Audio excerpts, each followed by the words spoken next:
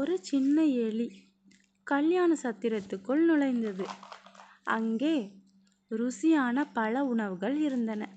எதை சாப்பிடலாம் என்று யோசித்து கொண்டிருந்த போது, ஓஹோ, சமையல்காரன் வந்துவிட்டான். எலி ஓடி பயந்து வெளியே போனது.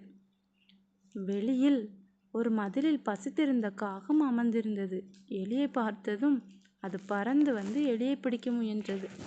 பயந்த எலி அழுது, காகம் அண்ணா, தயவு செய்து என்னை கருணை காட்டுங்கள். உங்கள் குஞ்சு இப்படிப்பட்ட ஆபத்தில் சிக்கினால் உங்களுக்கு எப்படி இருக்கும்? எனக்கு உயிர் பிச்சை கொடுங்களேன் என்றது. அன்பான வார்த்தைகள் காகத்தின் மனதை உருக செய்தது.